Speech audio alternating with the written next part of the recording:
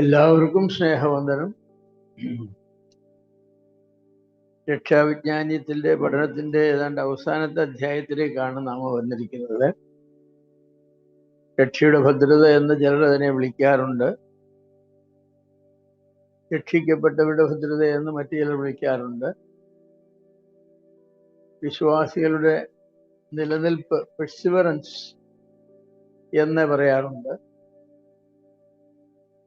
ഞാൻ വിചാരിക്കുന്നു രക്ഷയെക്കുറിച്ചുള്ള സംവാദത്തില് ഏറ്റവും ചൂടേറിയ സംവാദങ്ങൾ നടന്നിട്ടുള്ളത് ഈ രക്ഷയുടെ ഭദ്രതയെ സംബന്ധിച്ച വിഷയത്തിലാണ്. അർമേനിയൻ ചിന്താഗതിയുള്ളവർക്ക് ഒരു വിധത്തിലും ഉൾക്കൊള്ളുവാൻ കഴിയുന്ന ഒരു ആശയമല്ല രക്ഷഭദ്രമാണ് എന്ന ആശയം.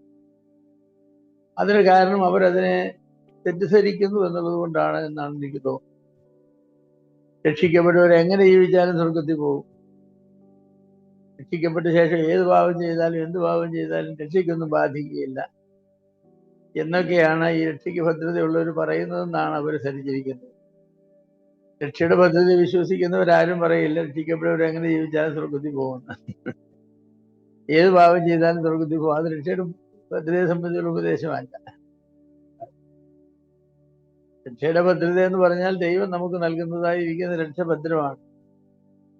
അത് നമ്മുടെ പ്രവൃത്തികളോ നമ്മുടെ മെറിറ്റോ നമ്മുടെ യോഗ്യതയോ അടിസ്ഥാനമായല്ല. രക്ഷയുടെ A to Z ദൈവത്തിന്റെ പ്രവൃത്തിയാണ്. അതുകൊണ്ട് എന്ത് പാപം ചെയ്താലും എന്നുള്ള ചോദ്യമൊന്നും ആരും ചോദിക്കുകയില്ല.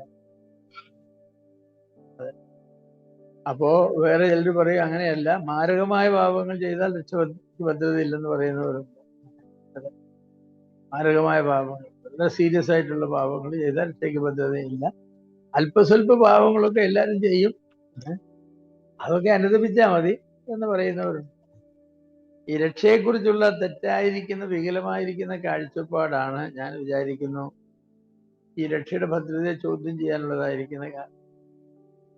മറുഭാഗത്ത് രക്ഷിക്കപ്പെട്ടവരുടെ രക്ഷയ്ക്ക് ഭദ്രതയുണ്ടെന്ന് പറയുമ്പോൾ ദൈവം അവർക്ക് നൽകുന്ന നിത്യജീവനാണ്, ഏതെങ്കിലും വ്യവസ്ഥകൾക്ക് വിധേയമായുള്ള ഒരു ജീവനല്ല. രക്ഷയുടെ ഒരു ഭാഗത്ത് പോലും നിങ്ങൾ വിശ്വസിക്കുകയും മരിക്കുന്നവരെ നിൽക്കുകയും ചെയ്താൽ നിങ്ങൾക്ക് നിത്യജീവനുണ്ടെന്നൊരു ആശയം രക്ഷയെക്കുറിച്ച് പറയുന്നിടത്ത്, സുവിശേഷത്തെക്കുറിച്ച് പറയുന്നിടത്ത് എങ്ങും പറഞ്ഞിട്ടില്ല. അവിടെ എല്ലാം പറയുന്നത് പുത്രൻ വിശ്വസിക്കുന്നതിന് നിത്യജീവനുണ്ട്, അവനെ കൈകൊണ്ട് അവരുടെ നാമത്തിൽ വിശ്വസിക്കുന്ന എല്ലാവർക്കും ദൈവമക്കളാകുമെന്ന് അധികാരം കൊടുത്തിരിക്കുന്ന, നഷ്ടമാകുമെന്നൊരു സൂചനയൊന്നുമില്ല.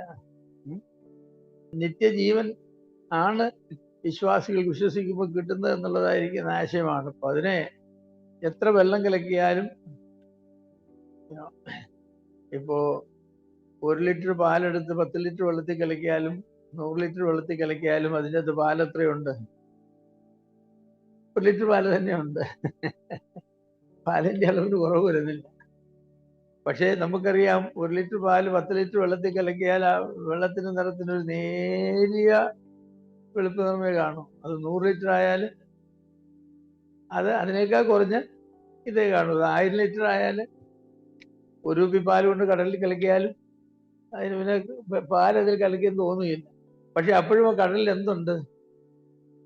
1 ലിറ്റർ പാലുണ്ട്, 1 ലിറ്റർ പാലുണ്ട്.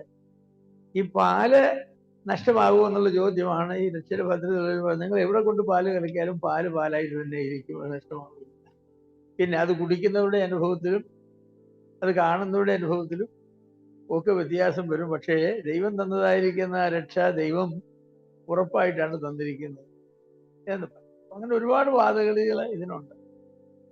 രക്ഷയ്ക്ക് ഭദ്രതയുണ്ടെന്ന് പറയുന്നതായിരിക്കുന്ന ഏറ്റവും വലിയ വാദം എന്ന് പറയുന്നത് പുത്രത്വം എപ്പോഴെങ്കിലും നഷ്ടപ്പെടാൻ നോക്കുമോ? മുടിയനായ പുത്രന് പോയി വന്നപ്പോഴും പിതാവ് എന്താ പറഞ്ഞത്? ഈ എൻ്റെ മകൻ എന്നാ പറയുന്നത്, ഈ എൻ്റെ മകൻ. അപ്പൊ മകൻ എന്നുള്ള സ്ഥാനം അവൻ മുടിയനായാലും മുടിയനായില്ലെങ്കിലും ആ സ്ഥാനത്തിന് നഷ്ടപ്പെടാൻ. ഇനി ഒരപ്പൻ അങ്ങ് പറയുകയാണ് ഇവൻ എൻ്റെ മോനല്ല, നീ എൻ്റെ മോനെ അല്ല, ഇറങ്ങി പോക്കൂ എന്ന് പറഞ്ഞുകൊണ്ട് മോനല്ലാതാകുമോ? ഇല്ല. അപ്പൊ അവിടെയൊക്കെ പിന്നെ ഹനിക്കപ്പെടുന്നത് എന്താണ്? സ്ഥാനമല്ല, ബന്ധമാണ് ഹനിക്കപ്പെടുന്നത്. ബന്ധങ്ങളാണ്. അപ്പനും മകനും തമ്മിൽ ഉണ്ടായിരിക്കേണ്ട ഹൃദ്യമായിരിക്കുന്ന ബന്ധത്തിന് വ്യത്യാസം വരുന്നത്, അപ്പൻ എന്ന സ്ഥാനത്തിന് വ്യത്യാസം വരികയില്ല. എത്ര തെറ്റുകാരനായി അപ്പനെതിരെ ഇനി അപ്പനെ കുത്തി കൊന്നിട്ട് പോലീസിൽ ചെല്ലുമ്പോൾ അപ്പന്റെ പേരെന്താന്ന് ചോദിച്ചാൽ എന്തായിരിക്കും അവൻ പറയുന്നത്? ഈ കൊത്തിക്കൊന്ന ആളിന്റെ പേരാ പറയുന്നത്. എപ്പോഴും പറയുന്നത് അവന്റെ അപ്പനാന്നാ പറയുന്നത്. അതിന് വ്യത്യാസം വരാനായിട്ട് സാധിക്കുകയില്ല. മറ്റൊരു ചോദിക്കുന്ന അങ്ങനെയല്ല. അപ്പനെ തള്ളി പറഞ്ഞിട്ട് ഒരു മകൻ വീട്ടിൽ നിന്ന് പോയാൽ പിന്നെ മകനാന്ന് പറയുന്ന വലിയ അർത്ഥമുണ്ടോന്നാ ചോദിക്കുന്നത്. അപ്പനല്ല എന്ന് പറഞ്ഞ് നീ എൻ്റെ അപ്പനുമല്ല ഒന്നുമല്ല നിന്റെ മകനുമല്ലെന്ന് പറഞ്ഞ് ഒരു മനുഷ്യൻ ഇറങ്ങിപ്പോയി കഴിഞ്ഞാൽ പിന്നെ ആ പുത്രത്വത്തിന് വല്ല നിലനിൽപ്പുണ്ടോ എന്ന് അവർ ചോദിക്കുന്നത്. ദാവീദ് പാപം ചെയ്ത് കഴിഞ്ഞ് പ്രാർത്ഥിച്ചപ്പോൾ രക്ഷ എനിക്ക് തിരികെ തരണമെന്നല്ല പറഞ്ഞു. പിന്നെന്തോ പറഞ്ഞത്? രക്ഷയുടെ സന്തോഷം തിരികെ തരണമെന്ന് അങ്ങനെ പറഞ്ഞത്. രക്ഷയുടെ സന്തോഷം എനിക്ക് തിരികെ തരണം. രക്ഷ തിരികെ തരണമെന്ന് പ്രാർത്ഥിച്ചില്ല. രക്ഷയുടെ സന്തോഷം അത് നഷ്ടപ്പെടും എന്നുള്ള കാര്യം ശരിയാണ്. അപ്പൊ വാദം അങ്ങോട്ടും ഇങ്ങോട്ടും ഉണ്ട്. പിന്നെ രണ്ടു കൂട്ടർക്കും കയ്യിൽ കുറെ വാക്യങ്ങളുണ്ട്. വാക്യമില്ലാന്നുള്ള രസത്തല്ല. ഇബ്രാഹിം ലേഖനത്തിലെ ചില വാക്യങ്ങളൊക്കെയാണ് രക്ഷയ്ക്ക് ഭദ്രതയില്ലെന്ന് പറയുന്ന ആളുകളെ പെയ്ത മഴ കുടിച്ച ശേഷം ഭൂമി ഫലം വിളയിക്കുന്നില്ലെങ്കിൽ ഉള്ളും പറക്കാരിയുമാണ് വിളയിക്കുന്നെങ്കിൽ അത് പ്രയോജനമല്ലാതെ വെട്ടിക്കളഞ്ഞ് തീയിട്ട് ചുട്ടുകളവാൻ അത്ര എന്ന് പറയുന്നുണ്ട്. മനഃപൂർവ്വം പാപം ചെയ്താൽ പിന്നെ പാപങ്ങൾക്ക് വേണ്ടി ഒരു യാഗവും അവശേഷിക്കുന്നില്ല. അവരെ വീണ്ടും പുതുക്കാനായിട്ട് കഴിയുകയില്ല എന്നൊക്കെ പറയുന്ന വാക്യങ്ങളൊക്കെ ഉണ്ട്. അങ്ങനെയുള്ള വാക്യങ്ങളൊക്കെ വളരെ കാര്യമായ വാക്യങ്ങളാണ്. അപ്പോൾ രക്ഷയ്ക്ക് ഭദ്രതയില്ല എന്ന് സൂചിപ്പിക്കുന്ന കുറെ വാക്യങ്ങൾ ഉണ്ടെന്ന് വേണമെങ്കിൽ പറയാം. രക്ഷയ്ക്ക് ഭദ്രതയില്ല, രക്ഷയെ നഷ്ടപ്പെടാം. നിങ്ങൾ വിശ്വാസത്തിൽ തന്നെയാണോ എന്ന് പരിശോധിച്ച് നോക്കാൻ പറയുമ്പോൾ വിശ്വാസമൊക്കെ നഷ്ടപ്പെട്ടു പോകാനായിട്ട് അത് സാധ്യതയുണ്ട് എന്നൊക്കെയാണ് പറയുന്നത്. മറ്റവർ പറയും രക്ഷ നഷ്ടപ്പെട്ടെന്നല്ല പറയുന്നത്, നിങ്ങൾ വിശ്വാസത്തിൽ തന്നെയാണോ നോക്കാനാണ് പറയുന്നത്. ഈ ടിക്കറ്റ് ഇവിടുന്ന് ഡൽഹിക്ക് പോകാനായിട്ട് ട്രെയിനിൽ കയറി ടിക്കറ്റ് എടുത്തതായിരിക്കുന്ന ആളുകള് കൂടെ പോക്കറ്റ് വലിയ പേഴ്സ് പരിശോധിച്ച് നോക്കുന്ന ഒരു സാധനമുണ്ട്. എന്താ അവർ നോക്കുന്നത്? ടിക്കറ്റ് ഉണ്ടെന്നാ നോക്കുന്നത് അല്ലേ? TTE കാണുന്ന പറഞ്ഞാൽ എന്ത് ചെയ്യും? ടിക്കറ്റ് ഹൈദരാബാദ് ടിക്കറ്റ് ഉണ്ടോ നോക്കുന്നത്? ടിക്കറ്റ് എടുത്താന്ന് അവൻ അറിയില്ലേ? ടിക്കറ്റ് എടുക്കാത്തതായിരിക്കുന്ന ഒരാൾ ടിക്കറ്റ് ഉണ്ടോ നോക്കുവോ? അതവൻ കള്ളനായിട്ട് നോക്കും. സാറേ ടിക്കറ്റ് ഇപ്പൊ പോക്കറ്റിലുണ്ടായിരുന്നു, എവിടെ പോയെന്ന് അറിയില്ല. എന്റെ പോക്കറ്റ് TTE പറയും അതൊക്കെ മനസ്സിലിരിക്കട്ടെ, ടിക്കറ്റ് ഇതാ, അല്ലെങ്കിൽ ഫൈൻ അടിച്ച് ടിക്കറ്റ് എടുത്തു എന്ന് പറയും. അല്ലെങ്കിൽ ഇപ്പൊ ഈ അടുത്ത സ്റ്റേഷൻ തുടങ്ങിക്കും. അപ്പോൾ വാദമൊക്കെ അങ്ങനെ അങ്ങോട്ടും ഇങ്ങോട്ടും ഒക്കെ പറയും എന്നുള്ള കാര്യം ശരിയാണ്. അതെ, ടിക്കറ്റ് എടുത്ത ആളാണ് ടിക്കറ്റ് ഉണ്ടോ എന്ന് നോക്കുന്നത്. ടിക്കറ്റ് എടുക്കാത്ത ആൾ ടിക്കറ്റ് ഉണ്ടോ എന്ന് നോക്കില്ല. ടിക്കറ്റ് എടുക്കാത്ത ആൾ TTE കാണുമ്പോൾ ബാത്റൂമിൽ കയറി ഇരിക്കാനോ അടുത്ത കമ്പാർട്ട്മെന്റിലേക്ക് മൂവ് ചെയ്യാനോ എന്തെങ്കിലുമൊക്കെ ഉള്ള ശ്രമമൊക്കെ അവർ നടത്തിയെന്ന് വരും. അല്ലാതെ ടിക്കറ്റ് അവർ നോക്കില്ല. അപ്പൊ ടിക്കറ്റ് എടുത്ത ആൾ ടിക്കറ്റ് ഉണ്ടോ നോക്കുന്നതിന് കാരണം അവൻ ടിക്കറ്റ് എടുത്തവരാണെന്ന് അവനറിയാം.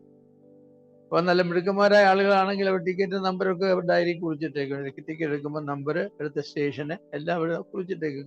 വല്ല കാരണവശാലും ടിക്കറ്റ് നഷ്ടപ്പെട്ടു പോയാൽ ഈ ടിക്കറ്റ് നമ്പർ കാണിച്ചാൽ അവർ വെരിഫൈ ചെയ്യും, ഉടനെ തന്നെ വെരിഫൈ ചെയ്യും അങ്ങനെ ടിക്കറ്റ് ഇഷ്യൂ ചെയ്തിട്ടുണ്ടോ, അത് ചെയ്യാനായിട്ട് കഴിയും. അപ്പോ ടിക്കറ്റ് എടുത്തവന് ടിക്കറ്റ് സൂക്ഷിക്കണം. അപ്പോൾ ഈ മുന്നറിയിപ്പിന്റെ ഭാഗങ്ങളൊക്കെ പറയുന്നത് എന്തെന്നറിയാമോ? ടിക്കറ്റ് നഷ്ടമാകാതെ സൂക്ഷിച്ചോണമെന്നാണ്. ടിക്കറ്റ് നഷ്ടമാകാതെ സൂക്ഷിച്ചോണം. കഴിഞ്ഞ ആഴ്ച ഞാൻ പറഞ്ഞതെന്നറിയില്ല, ഞാൻ കുറച്ച് ആളുകൾ ഒരുമിച്ച് ഞങ്ങളൊരു ട്രിപ്പിന് പോയിട്ട് തിരിച്ചു വരുമ്പോൾ ഞാൻ എല്ലാവർക്കും ടിക്കറ്റ് എടുത്ത് എല്ലാവരുടെയും കയ്യിൽ അവരുടെ ടിക്കറ്റ് കൊടുത്തു. എൻ്റെ കയ്യിൽ വെച്ചേക്കണ്ടെന്ന് വിചാരിച്ചു. എന്നിട്ട് ഞാൻ പറഞ്ഞു നഷ്ടപ്പെടുത്തരുതെന്ന് പറഞ്ഞു. അതിൽ ഈ മേഘാലയ ഭാഗത്തു നിന്ന് വന്ന ഒരു സഹോദരി ഉണ്ടായിരുന്നു. അവിടെ ട്രെയിനും ഒന്നുമില്ല, അതുകൊണ്ട് അവർക്ക് ഈ പേപ്പറിന്റെ പ്രാധാന്യം എന്താണെന്ന് അറിയില്ല. തൃശ്ശൂർ അടുത്തപ്പോൾ ഞാൻ ചോദിച്ചു ടിക്കറ്റ് എൻ്റെ കയ്യിലുണ്ടെന്ന് ചോദിച്ചപ്പോൾ ആ പെണ്ണ് പറഞ്ഞു ഞാനും കളഞ്ഞെന്ന് പറഞ്ഞു. എന്താ ഞാൻ പറഞ്ഞത്, നിങ്ങൾ ടിക്കറ്റ് എടുത്തു എന്നുള്ളൊരു തെളിവല്ലേ അത്? ഞാനത് കളഞ്ഞെന്ന്. പിന്നെ എങ്ങനെ ഇറങ്ങുന്നത്? അന്ന് തൃശ്ശൂർ റെയിൽവേ സ്റ്റേഷൻ ഭയങ്കര സ്ട്രിക്റ്റ് ആയിട്ട് എല്ലാ പാസഞ്ചേഴ്സിനെയും നോക്കുകയും ചെയ്യും, അവർ ഫൈൻ അടിക്കുകയും ചെയ്യും. ഞാൻ എൻ്റെ കയ്യിൽ നിന്ന് ടിക്കറ്റ് അവർക്ക് കൊടുത്തു. അപ്പോ ടിക്കറ്റ് എടുത്തു എന്ന് എനിക്ക് ബോധ്യതയുണ്ട്, ഞാൻ ടിക്കറ്റ് കൊടുത്തതാണെന്നുള്ളത് കൊണ്ട് എനിക്ക് എന്നെ പിടിച്ചാൽ എൻ്റെ കയ്യിൽ ടിക്കറ്റ് ഇല്ല. അത് ശരിയാണ്. അപ്പൊ ടിക്കറ്റ് എടുത്തതായിരിക്കുന്ന ആളുകൾ ടിക്കറ്റ് സൂക്ഷിക്കണം. ടിക്കറ്റ് എടുക്കാത്തവരോട് പറയുമോ ടിക്കറ്റ് സൂക്ഷിച്ചോണമെന്ന്? പറയേണ്ട ആവശ്യമില്ല. അപ്പൊ ഈ രക്ഷയുടെ ഭദ്രത എന്ന് പറയുന്നത് ഇങ്ങനെ അങ്ങോട്ടും ഇങ്ങോട്ടും ഒരുപാട് വാദഗതിക്ക് വിഷയമായി കിടക്കുന്നതായിരിക്കുന്ന ഒരു വിഷയമാണ്. രണ്ടു കൂട്ടർക്കും കുറച്ച് നല്ല വാദഗതികളുണ്ട്. ഞാൻ വിചാരിക്കുന്നു രക്ഷയുടെ ഭദ്രത പ്രസംഗിക്കുന്ന ആളുകൾക്കെതിരെ മറ്റവർ ഉന്നയിക്കുന്ന വേറെ ഒരു വലിയ ഉപദേശപരമായിരിക്കുന്ന എതിർന്യായമല്ല, ജീവിതപരമായ ന്യായം എന്ന് പറയുന്നത് രക്ഷയുടെ ഭദ്രത പ്രസംഗിച്ചു പോയെങ്കിൽ വിശ്വാസികൾ പാപം ചെയ്യാനുള്ളതായിരിക്കുന്ന ലൈസൻസ് അവർക്ക് കൊടുക്കുകയാണ്. എങ്ങനെ ജീവിച്ചാലും നീ സ്വർഗത്തിൽ പോകുമെന്ന് പറഞ്ഞാൽ പിന്നെ എന്തിനാ മര്യാദയ്ക്ക് ജീവിക്കുന്നത്? ഇവിടെ കുറച്ച് സുഖമായിട്ടൊക്കെ ജീവിച്ചിട്ട് കുടിച്ചു വെച്ചിട്ട് വലിച്ചുമൊക്കെ ജീവിച്ചിട്ടേ ഏതായാലും സ്വർഗത്തിൽ പോകുമല്ലോ. അപ്പോൾ അത് പാപം ചെയ്യാനുള്ള ഒരു ലൈസൻസ് ആണ് എന്ന് പറയാറുണ്ട്. അപ്പോൾ മറ്റവർ തിരിച്ചൊരു ചോദ്യം ചോദിക്കാറുണ്ട്, നിങ്ങളൊരു സ്ത്രീയെ വിവാഹം കഴിക്കുമ്പോൾ പുരുഷനും സ്ത്രീയും തമ്മിൽ ചെയ്യുന്നതായിരിക്കുന്ന ഉടമ്പടിയിൽ എന്താ പറയുന്നത്? നീ ആദ്യത്തെ പാപം ചെയ്യുന്നത് പോലെ നമ്മൾ ഭാര്യ ഭർത്താക്കന്മാരായിരിക്കും. ആദ്യത്തെ തെറ്റ് ചെയ്താൽ ഞാൻ നിന്നെ ഉപേക്ഷിക്കും, അല്ലെ നീ എന്നെ ഉപേക്ഷിച്ചോളാം, അങ്ങനെയാണെന്ന് പറയുന്നത്. മരണം നമ്മെ വേർപെടുത്തും. അപ്പൊ മരണം നമ്മെ വേർപെടുത്തുന്ന പറയും എന്ത് ചെയ്താലും നമ്മളാരാ?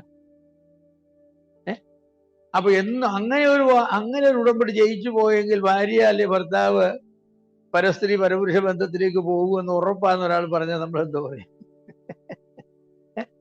പക്ഷെ അങ്ങനൊന്നും പറയുമ്പോൾ വളരെ ഗൗരവമായിട്ട് പറയണം. അതേ നോക്കിക്കേ, ഇവിടെ കല്യാണം നടന്നു പറഞ്ഞ് ആദ്യത്തെ പാപം ചെയ്യുമ്പോൾ തന്നെ നമ്മൾ ബന്ധം ഉപേക്ഷിക്കും, നഷ്ടപ്പെട്ടു പോകും. പിന്നെ വന്ന് വീണ്ടും ഒരു കല്യാണം ഈ സെറിമണി വീണ്ടും നിങ്ങൾ ആവർത്തിക്കണം. അതുകൊണ്ട് തെറ്റ് ചെയ്യാതെ സൂക്ഷിച്ചോണം. അങ്ങനെയുള്ള ഒരു കുടുംബജീവിതത്തെ പറ്റി ചിന്തിക്കാമോ? ഭാര്യയും ഭർത്താവും എന്ത് ഭയത്തിലായിരിക്കുന്നത്? ദൈവമേ, ഒരു തെറ്റ് ചെയ്തു പോയാൽ മതി, ഈ വിവാഹം അതോടുകൂടെ അവസാനിക്കും. അങ്ങനെയാണെങ്കിൽ ആ വിവാഹ ജീവിതത്തിന് വല്ല സുരക്ഷിതത്വം ഉണ്ടോ? അങ്ങനെയാണെങ്കിൽ ഞാൻ വിചാരിക്കും, അവൻ പറയാം ഏതായാലും ഇതിനെ ഇങ്ങനെ കൊണ്ടു നടക്കാനൊന്നും നോക്കില്ല, ഇങ്ങനെ ഇപ്പൊ പൊക്തി പിടിച്ചുകൊണ്ട് എത്ര നടക്കുന്നത്, എടുത്തുകള കല്യാണം കഴിക്കാൻ അവരോടൊക്കെ ജീവിക്കുക. അപ്പൊ പിന്നെ എന്തില്ല, ലിവിങ് അറേഞ്ച്മെന്റില് വിവാഹമോചനമൊന്നും ഇല്ലല്ലോ. ഇഷ്ടമുള്ളപ്പോൾ ജീവിക്കുക, ഇഷ്ടമില്ലാത്തപ്പോൾ ഇറങ്ങി പോവുക. അപ്പൊ ആ വാദഗതി ഒന്നും ഈ ഉപദേശത്തിന്റെ സ്ഥാപനത്തിന് സഹായകരമായിരിക്കുന്ന വാദഗതികളല്ല. അങ്ങോട്ടും ഇങ്ങോട്ടും പറയുന്നു ഒത്തിരി കാര്യങ്ങൾ അങ്ങനെ അങ്ങോട്ടും ഇങ്ങോട്ടും പറയാനായിട്ട് സാധിക്കും. നമ്മൾ കുഞ്ഞുങ്ങളെ വളർത്തുമ്പം ഗൗരവമായി പറയും, റോഡ് സൈഡിലൊക്കെ താമസിക്കുന്ന ആളുകളെ കുഞ്ഞിനോട് എന്താ പറയുന്നത്? റോഡിലെങ്ങാനും ഇറങ്ങിപ്പോയാൽ വണ്ടി ഇടിച്ച് ചത്തുപോകും, അല്ലേ? റോഡിൽ ഇറങ്ങി എല്ലാ പിള്ളേരും വണ്ടി ഇടിച്ചാകുന്നുണ്ടോ?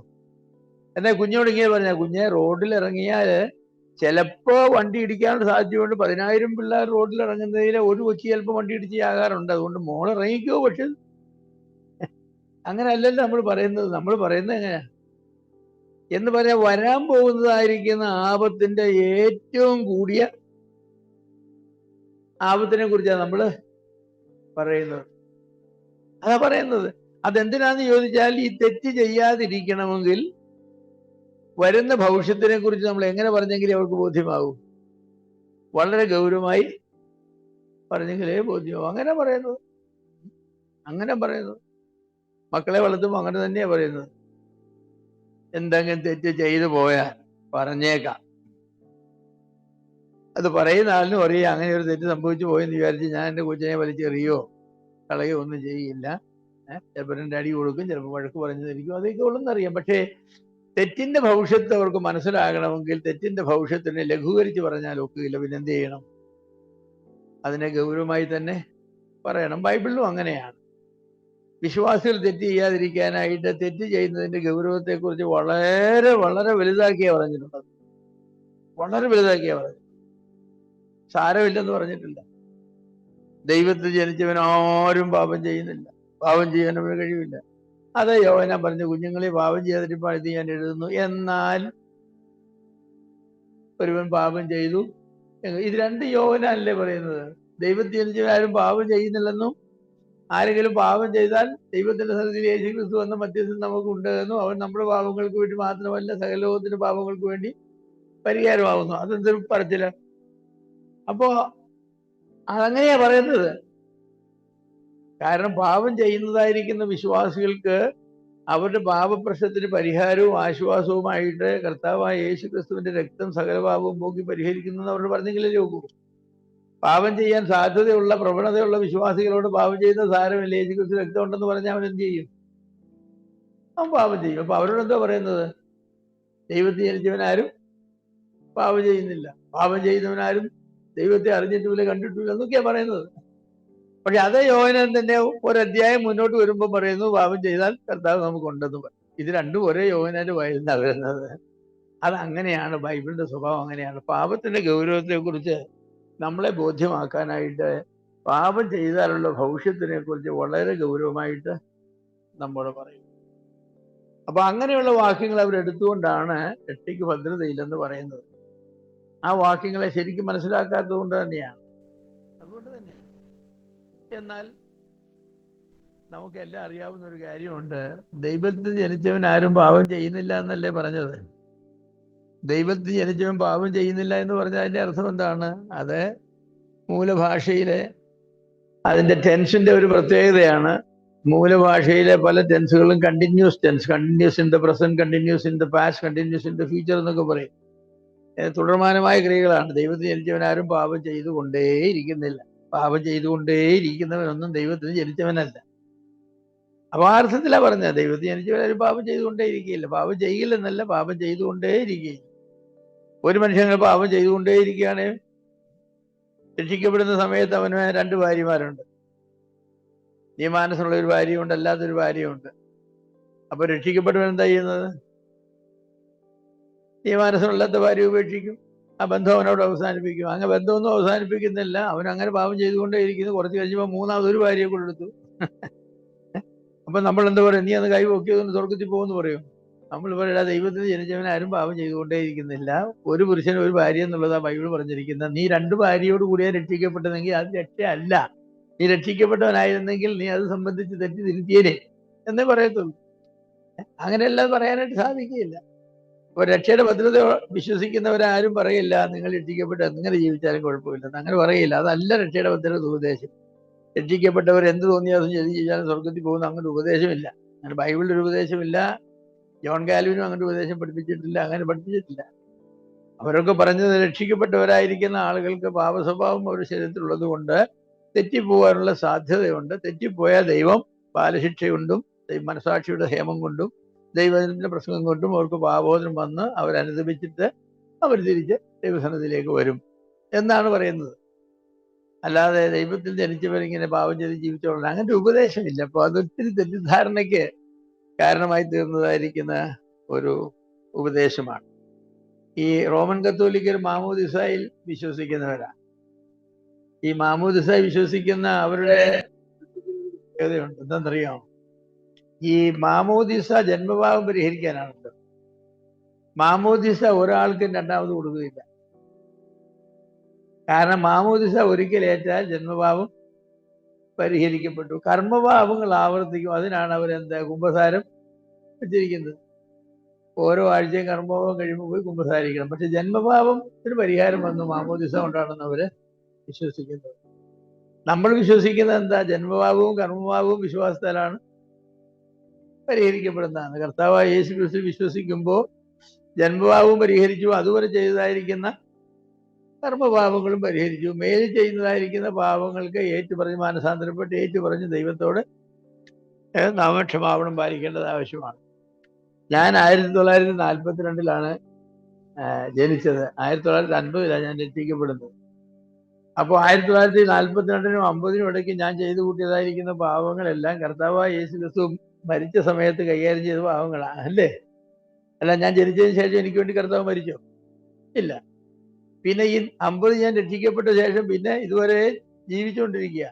അപ്പൊ ഞാൻ അതിനുശേഷം ചെയ്തു കൂട്ടിയതായിരിക്കുന്ന എല്ലാ പാപങ്ങൾക്കും പരിഹാരം എന്നാ വരുത്തിയത്? കർത്താവ് യേശു ക്രിസ്തു കാൽവരിയിലെ ക്രൂശിൽ ഞാൻ ചെയ്ത പഴയ കഴിഞ്ഞ കാലത്തും ഇപ്പോഴും ഇനി ഭാവിയിലും ചെയ്യാൻ പോകുന്ന എല്ലാ പാപങ്ങളുടെയും പരിഹാരം കർത്താവായ യേശു ക്രിസ്തു ക്രൂശിൽ മരിച്ചപ്പോൾ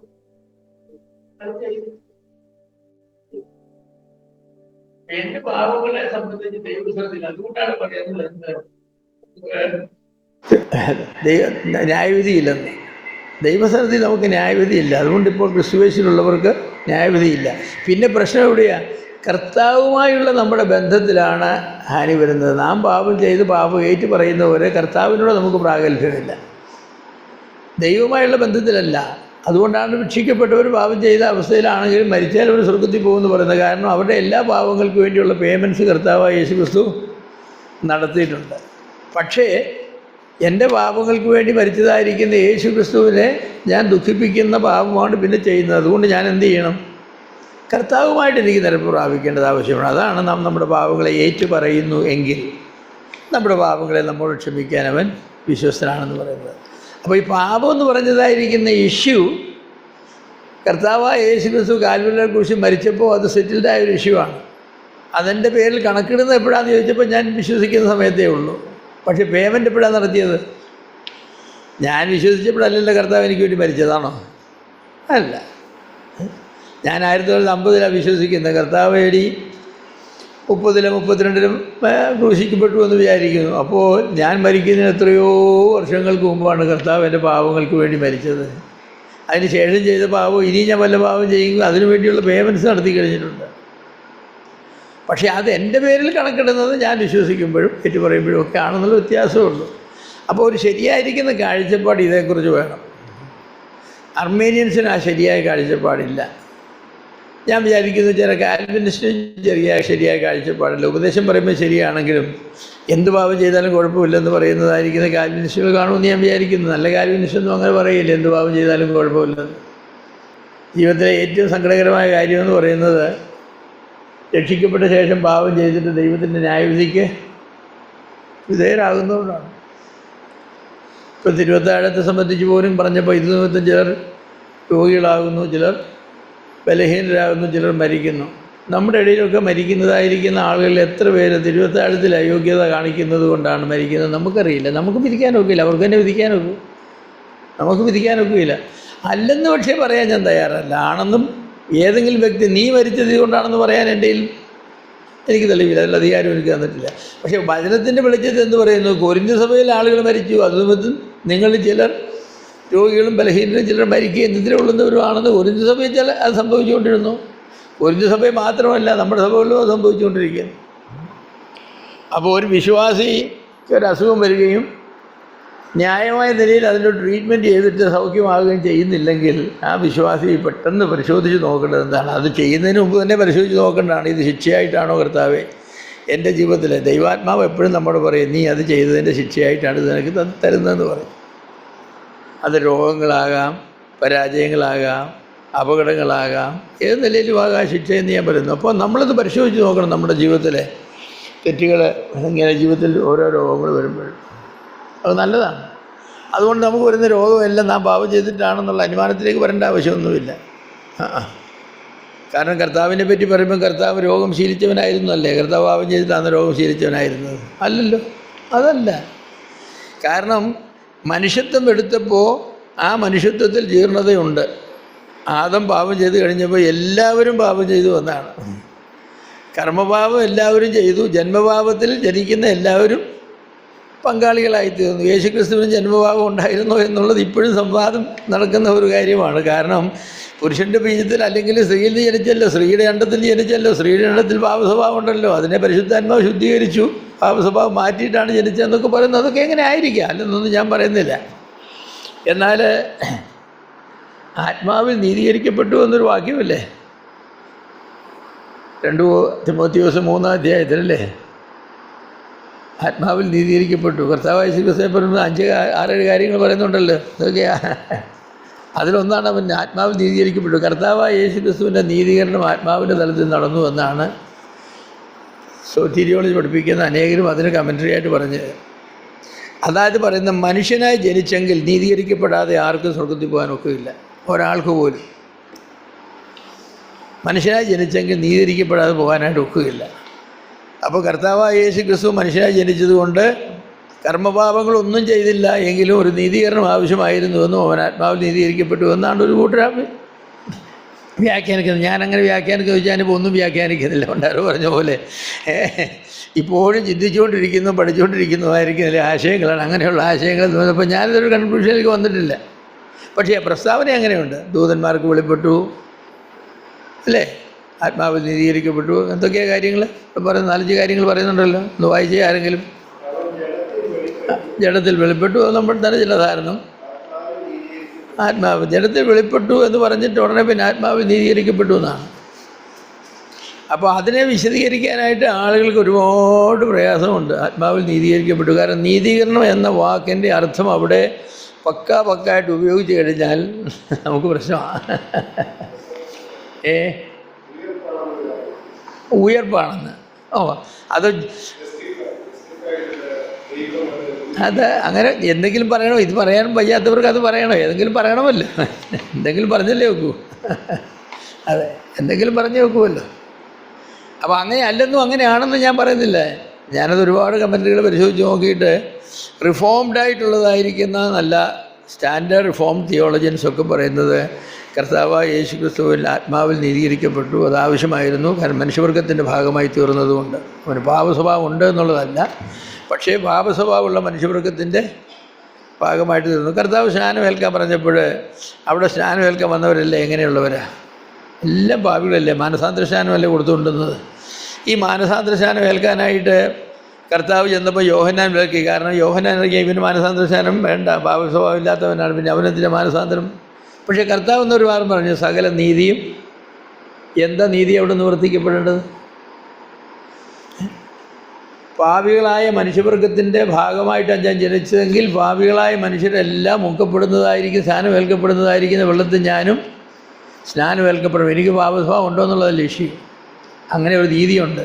മനുഷ്യവർഗത്തിൻ്റെ പാപമായി യേശു ക്രിസ്തു ഐഡൻറ്റിഫൈ ചെയ്യാനായിട്ട് വന്നു എന്നുള്ളത്. അപ്പോൾ അങ്ങനെയൊക്കെ ഒരുപാട് വേദഭാഗങ്ങളൊക്കെ ഉണ്ട്. അതൊക്കെ നിങ്ങളെ കൺഫ്യൂസ് ചെയ്യാനായിട്ടൊന്നുമല്ല.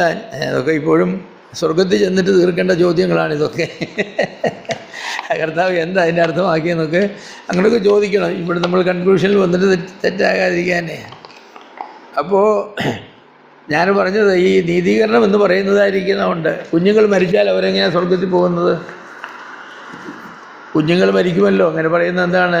ഗർഭത്തിൽ മരിച്ചു പോകുന്ന കുഞ്ഞുങ്ങളും പാപബോധം വരുന്നതിന് മുമ്പ് അക്കൗണ്ടബിലിറ്റി, ഏജ് ഓഫ് അക്കൗണ്ടബിലിറ്റി എന്താ അതിന് പറയുന്നത്? പാപബോധം വരുന്നതിനുള്ള മുമ്പുള്ള പ്രായമുണ്ടല്ലോ, അവർ ചെയ്യുന്ന കാര്യങ്ങൾക്ക് അവർ ഉത്തരവാദിത്വമില്ല. അങ്ങനെയുള്ള കുഞ്ഞുങ്ങൾ മരിച്ചാൽ എങ്ങനെയാണ്? അവരും ജന്മപാപമില്ലേ? അപ്പോൾ അവരുടെ സ്വർഗത്തിലേക്ക് അവർ പോകണമെങ്കിൽ നീതീകരണം കൂടാതെ ആർക്കും പോകാൻ ഒക്കുകയില്ല. അപ്പോൾ ആ കുഞ്ഞുങ്ങളുടെ നീതീകരണം ഓട്ടോമാറ്റിക്കലായിട്ട് ദൈവം ചെയ്യുകയാണെന്നാണ് പറയുന്നത്. കർത്താവായ യേശു ക്രിസ്തുവിൻ്റെ കാൽവറി ബലി അവർക്ക് ഓട്ടോമാറ്റിക് അപ്ലൈ ചെയ്ത് അവരെ നീതീകരിക്കുക എന്ന് പറയുന്നത്. അപ്പോൾ നീതീകരണം എന്ന് പറയുന്നതിന് അങ്ങനെ ഒരു ആശയമുണ്ട്. ഏത് കുഞ്ഞുങ്ങളായാലും സ്വർഗത്തിൽ പോകണമെങ്കിൽ നീതീകരിക്കപ്പെട്ടെങ്കിലേ പോകാനൊക്കെ. നീതീകരിക്കപ്പെടാത്ത ഭാവികളൊന്നും അവിടെ ഇല്ല, ആരുമില്ല. കുഞ്ഞായാലും ഇല്ല, വലുതായാലും ഇല്ല. അപ്പോൾ ഈ ദൈവം ചെയ്യുന്നതായിരിക്കുന്ന പല പ്രവർത്തനങ്ങളും മാനുഷികമായിരിക്കുന്ന നമ്മുടെ ബുദ്ധിയിൽ നമുക്ക് വിശദീകരിച്ച് തള്ളാനായിട്ട് സാധിക്കില്ല. പല കാര്യങ്ങളെക്കുറിച്ച് നമ്മൾ ചിന്തിച്ച് വരുമ്പോൾ കർത്താവ് എനിക്കത് മനസ്സിലാകുന്നില്ല, എൻ്റെ ഹൃദയത്തിൻ്റെ കണ്ണുകളെ നീ തുറന്നു തരണമെന്നൊക്കെ നമുക്ക് പ്രാർത്ഥിക്കാം. പക്ഷേ ചില കാര്യങ്ങൾ നമുക്ക് സംശയത്തിന് ഹേതുവായി കിടക്കും. കാരണം എന്താ? പൗലോസ് പറഞ്ഞതായിരിക്കുന്ന ഒരു കാര്യം ഞാൻ ഓർക്കുന്നു. പൗലോസ് ചില കാര്യങ്ങളെക്കുറിച്ച് പ്രസ്താവന ചെയ്തിട്ട് പൗലോസ് പറഞ്ഞു, നീ വേറെ വല്ല വഴിയും ചിന്തിക്കുന്നുവെങ്കിൽ അതും ദൈവം നിനക്ക്. അപ്പോൾ പൗലോസ് പറഞ്ഞതിന് വിപരീതമായ ചിന്തയാണ് വരുന്നതെങ്കിൽ അത് നിനക്ക് ബോധ്യമാക്കി തരും. എന്ത് ബോധ്യമാക്കി തരും? നീ തെറ്റാണെന്നോ അല്ലെ നീ ശരിയാണെന്നോ? പൗലോസ് പറഞ്ഞ് തെറ്റാണെന്ന് പറയാൻ ഒക്കുമില്ല. അപ്പോൾ അങ്ങനെ പരിശുദ്ധാത്മാവിൻ്റെ ഒരു പ്രവർത്തനം അങ്ങനെയുണ്ട്. ചില കാര്യങ്ങൾ പൗലോസ് പറഞ്ഞ് തെറ്റാണെന്ന് നമുക്ക് തോന്നും, ദൈവം നിനക്ക് അത് ബോധ്യമാക്കി തരും. ഞാൻ വിചാരിക്കുന്നു പൗലോസ് പറഞ്ഞതാ ശരിയെന്ന് ദൈവം നിനക്ക് ബോധ്യമാക്കി തരുമെന്ന് പറയുകയാണ് കുറച്ചുകൂടെ ന്യായം. അല്ല പൗലോസ് തെറ്റിപ്പോയി നീയാണ് ശരിയെന്ന് അങ്ങനെ പറയാനുള്ളതായിരിക്കുന്നത് ന്യായമില്ല. അപ്പോൾ ഈ കുറേയേറെ വാക്യങ്ങളൊക്കെ ഇങ്ങനെ നമുക്കുണ്ട്.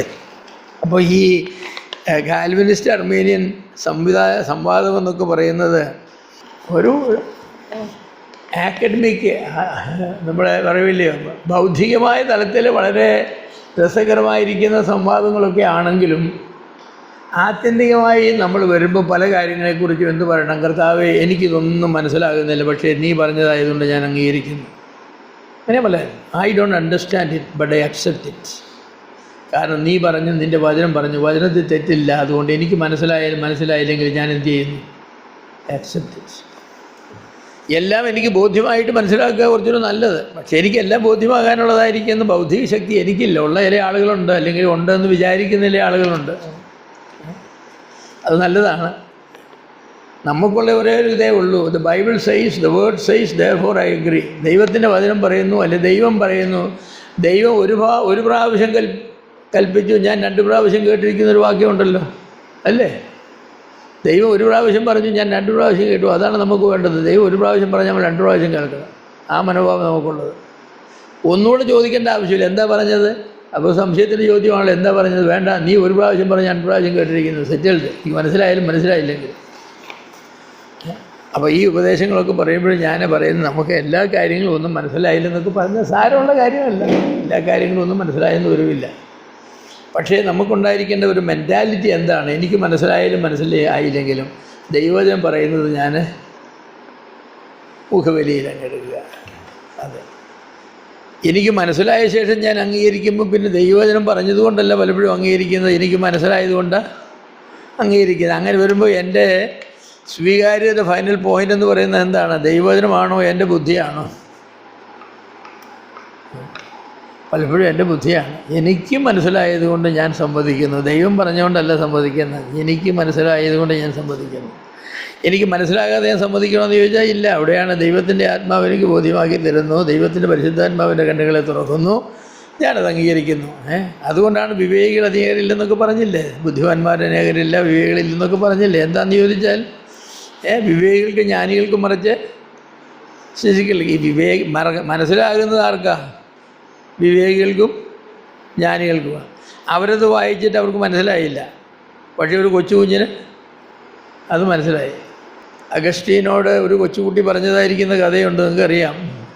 അഗസ്റ്റീൻ ഇങ്ങനെ ദൈവത്തിൻ്റെ സോവറിറ്റിയെക്കുറിച്ചും തിരഞ്ഞെടുപ്പിനെക്കുറിച്ചും ഒക്കെ ഇങ്ങനെ കാലഘട്ടത്തിൽ ഒരു കൊച്ചുകുട്ടി സന്ധ്യായ സമയത്ത് കടലിൻ്റെ കരയിലിരുന്ന ഒരു ചിരട്ട കൊണ്ടൊരു കുഴി ഉണ്ടാക്കിയിട്ട് കടലിലെ വെള്ളം ഇങ്ങനെ കോരി കുഴിക്കകത്തൊഴിക്കുക. അപ്പോൾ അഗസ്റ്റീൻ പറഞ്ഞു, ഇവിടെ കുഞ്ഞ് സന്ധ്യയായി, സൂര്യൻ അസ്തമിക്കാൻ പോകുന്നു, നീ ഇവിടെ ഇരിക്കുന്നത് എന്താണെന്ന് ചോദിച്ചു. ഈ കടലിലെ വെള്ളം മുഴുവനും എൻ്റെ ചിരട്ട കൊണ്ട് ഈ കുഴിക്കകത്ത് കോരി ഒഴിച്ച് പറ്റിച്ച ശേഷം ഞാൻ വീട്ടിൽ പോകുന്നുള്ളത്.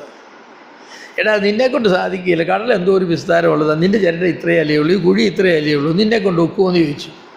അതെന്താ ഒക്കാത്തതെന്ന് ചോദിച്ചു. അങ്ങനെയാണെങ്കിൽ അങ്കിൾ, ഈ ദൈവം എന്ന് പറയുന്നത് എന്തോ ഒരു വലുതാണ്, ഈ ദൈവത്തെ മുഴുവനും അങ്കിളിൻ്റെ ഈ ചിരട്ടയുടെ വലിപ്പം ഉള്ളതായിരിക്കുന്ന ഈ മസ്തിഷ്കത്തിൻ്റെ അകത്ത് ഒതുക്കാനായിട്ട് അങ്കിൾ ശ്രമിക്കുന്നത് എന്താണെന്ന് ചോദിച്ചു. എന്തിനാന്ന് ചോദിച്ചു. അപ്പോൾ അഗസ്റ്റീൻ പറയും, മോനെ വാ, നീ എന്നെ വലിയൊരു പാഠം പഠിപ്പിച്ചു, നീ എന്നെ വലിയൊരു പാഠം പഠിപ്പിച്ചു. എൻ്റെ ബുദ്ധി കൊണ്ട് എനിക്ക് ദൈവത്തെ വിശകലനം ചെയ്ത് മനസ്സിലാക്കാനായിട്ട് സാധിക്കില്ല, വിശ്വാസത്താൽ അംഗീകരിക്കുക മാത്രമേ ചെയ്യാനായിട്ട് സാധിക്കൂ. അതുകൊണ്ട് അറിവ് വേണ്ടാന്നോ നമ്മുടെ ജ്ഞാനം വേണ്ടാന്നോ നാം ചിന്തിക്കരുതെന്നോ ഒന്നുമല്ല എൻ്റെ അർത്ഥം. നാം എവിടെ ചിന്തിച്ചാലും ഒരു ലിമിറ്റുണ്ട്. ആ ലിമിറ്റ് വരുമ്പോൾ നമ്മൾ എന്ത് പറയും? I accept. ഇവിടെ ഞാൻ എൻ്റെ വിശ്വാസം, നീ പറഞ്ഞത് ഞാൻ അംഗീകരിക്കുന്നു. അതാണല്ലോ ദൈവത്തിൻ്റെ വചനത്തെ മുഖവിലെടുത്തുകൊണ്ട് അതിന് പ്രകാരം ചെയ്യുന്നതിനാണ് വിശ്വാസം എന്ന് പറയുന്നത്. ദൈവവചനത്തെ അതിനെ മുഖവിലയിലെടുത്തുകൊണ്ട് അതിന് പ്രകാരം ചെയ്യുന്നതിനാണ് വിശ്വാസം എന്ന് പറയുന്നത്. അതുകൊണ്ട് ദൈവമേ, ഞാൻ നിൻ്റെ വചനത്തെ മുഖവിലയിലെടുക്കുന്നു. മരിച്ചവർ ഉയർക്കും എന്നൊക്കെ പറഞ്ഞാൽ എങ്ങനെയാണ് നമ്മൾ മനസ്സിലാക്കുന്നത്? മണ്ണോട് ചേർന്ന് കഴിഞ്ഞു. ഹൂ എയ്റ്റ് ജോണസൻ എഡ്വേർഡ്സ് എന്ന് പറഞ്ഞ ഒരു ചോദ്യം വേദശാസ്ത്രത്തിനിടയിലുണ്ട്. Who ate Johnson Edwards? അത് ജോണസൻ എഡ്വേർഡ്സ് എന്ന് പറഞ്ഞതായിരിക്കുന്ന മഹാനായ മനുഷ്യനെ അടക്കിയ ശേഷം ഒരു ആപ്പിൾ മരം അദ്ദേഹത്തെ അടക്കിയെടുത്ത് വെച്ചു. ആപ്പിൾ നന്നായിട്ട് കായ്ച്ചു. അതിലെ ആപ്പിൾ എല്ലാവരും പറിച്ചു തിന്നു. അപ്പോൾ ചോദിക്കുന്ന ചോദ്യമാണ്, ജോണസൻ എഡ്വേർഡ്സിനെ ആരാണ് തിന്നത്? കാരണം ജോണസൻ എഡ്വേർഡ്സിൽ നിന്നും വളം വലിച്ചെടുത്താണ് ഈ ആപ്പിൾ മരം വളർന്നതും കായ്ച്ചതും. അപ്പോൾ അതിൻ്റെ ഫലം തിരുന്നവരെല്ലാം ജോണസൻ എഡ്വേർഡ്സിൻ്റെ പങ്കാളികളാണ്. അപ്പോൾ ഹൂ എയ്റ്റ് ജോണസൻ എഡ്വേർഡ്സ് എന്ന് ചോദിക്കുന്നത് പോലെയുള്ള ചില ചോദ്യങ്ങളൊക്കെയാണ്. നല്ല ചോദ്യമാണ്, ബുദ്ധിയുള്ള ചോദ്യമാണ്. പക്ഷേ ദൈവം അതൊക്കെ കേട്ട് പറയുമ്പോൾ ഒരു മണ്ടൻ ചോദ്യങ്ങളാണ് അതൊക്കെ ചോദിക്കുന്നത്. കാരണം എന്താണെന്ന് ചോദിച്ചാൽ, ആപ്പിൾ തിന്നുമ്പോൾ ജോണസൻ എഡ്വേർഡ്സിനാണ് തിന്നുന്നത്. മാംസമായിട്ടും അസ്ഥിയായിട്ടും വന്ന് തിന്നുന്നത്. അതെന്തോ ഒരു രൂപാന്തരങ്ങൾ വന്ന്, എന്തോ ഒരു പരിവർത്തനങ്ങൾ വന്ന് അത് മഗ്നീഷ്യമായും ഫോസ്ഫറസായും നൈട്രജനായും അങ്ങനെ ഇങ്ങനെ ഓരോന്നൊക്കെ ആയി മാറി അങ്ങനെയാണ് അത് സ്വാംശീകരിച്ചെടുത്ത് പിന്നെ അത് പൂവായി കായായി ഒക്കെ വരുന്നത്. അപ്പോൾ ഹൂ എയ്റ്റ് ജോണസൻ എഡ്വേർഡ്സ് നമുക്ക് ചോദിച്ചുകൊണ്ടിരിക്കാവുന്നേ ഉള്ളൂ. അതിക്കുള്ളൊന്നും അതിനർത്ഥമില്ല എന്ന് പറഞ്ഞ പല ചോദ്യങ്ങളുമേ യുക്തി കൊണ്ടൊക്കെ നമുക്ക് ചോദിക്കും, വളരെ ആണെന്ന് കണക്കാക്കും. പക്ഷേ ദൈവത്തിൻ്റെ വചനം പറയുന്നത് മരിച്ചവർ ഉയർക്കുമെന്ന് പറഞ്ഞാൽ, പൗലോസ് അതിന് ചില ന്യായങ്ങളൊക്കെ കൊടുത്തു. നീ കുഴിച്ചിടുന്നതായിരിക്കുന്ന വിത്ത് കിളിക്കുന്നില്ലെങ്കിൽ എന്നൊക്കെ പറഞ്ഞ് പല കാര്യങ്ങൾ പറഞ്ഞു. പക്ഷേ ആത്യന്തികമായിട്ട് പറഞ്ഞാൽ മരിച്ച ഒരു മനുഷ്യനെ ഉയർത്തുമെന്നുള്ളതിന് എന്താ തെളിവെന്ന് ചോദിച്ചാൽ, ബൈബിൾ പറയുന്നു എന്നുള്ളതാണ് തെളിവ്. അല്ലെങ്കിൽ യേശു ക്രിസ്തു ഉയർത്തു എന്നുള്ളതാണ് തെളിവ്. യേശു ക്രിസ്തു ഉയർത്തു നമ്മളെങ്ങനെ അറിയുന്നത്? വിശുദ്ധ ബൈബിൾ പറയുന്നുണ്ടല്ലേ. അപ്പോൾ ആത്യന്തികമായിട്ട് പറഞ്ഞു വന്നാൽ എന്ത് പറയുന്നത്? ബൈബിൾ സൈസ് മരിച്ചവർ ഉയർക്കും. വിശ്വാസിയായാലും അവിശ്വാസിയായാലും മരിച്ചവർ ഉയർക്കും. വേറെ ആയിട്ട് പറയുന്നതിന് എന്താ തെളിവ്? നിങ്ങൾ മരിച്ചവർ ഉയർക്കും എന്ന് പറയുന്നത് എന്ത് തെളിവ്? ജോൺ ന്യൂട്ടനോടോ ആണെന്ന് തോന്നുന്നു മരിച്ചവർ ഉയർക്കുന്നുള്ള തെളിവ് എന്താണെന്ന് ചോദിച്ചു. അദ്ദേഹം ഒരു ബ്ലാക്ക് സ്മിത്തിൻ്റെ ശാലയിലേക്ക് എന്നിട്ട് ഒരുപടി അവിടെ കിടന്നതായിരിക്കുന്ന പൊടിമണ്ണ് വാരി ഇങ്ങനെ മണ്ണിലങ്ങ് ചേറി. എന്നിട്ട് പറഞ്ഞു, ഈ പൊടിമണ്ണിൻ്റെ അകത്ത് ഇരുമ്പിൻ്റെ അംശം ഉണ്ടോ എന്ന് ചോദിച്ചുണ്ടെന്ന് പറഞ്ഞു. അത് ഒരു മാഗ്നറ്റ് കൊണ്ടുവന്ന് അതിന് മുകളിൽ പിടിച്ച് കഴിഞ്ഞപ്പോൾ മുഴുവൻ ഇരുമ്പിൻ്റെ അംശം എന്ത് ചെയ്തു? മാഗ്നറ്റെ പിടിച്ചു. അപ്പോൾ ഇതാണെന്ന് പറഞ്ഞു ഉയർപ്പ്. കർത്താവ് യേശു ക്രിസ്തു ആകുന്ന വലിയ മാഗ്നറ്റ് ആകാശത്തിലേക്ക് വരുമ്പോൾ എന്തു ചെയ്യും? ഭൂമിയിൽ മണ്ണോട് മണ്ണ് ചേർന്നതായിരിക്കുന്ന വിശുദ്ധന്മാരെല്ലാവരും ഉയർക്കും. അല്ല, അത് തെളിവാണെന്ന് ചോദിച്ചാൽ അത് ഉയർപ്പിനുള്ള തെളിവാണോ?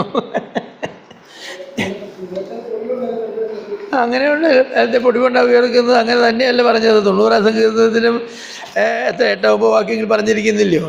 ഏറെയായാലും 70 അല്ലെങ്കിൽ 80. അതിൻ്റെ പ്രതാപം എന്നിട്ട് പറഞ്ഞു, നാം എല്ലാവരും പറന്നു പോകുന്നു, വേറെടുത്ത് മണ്ണിലേക്ക് ചേരുന്നു.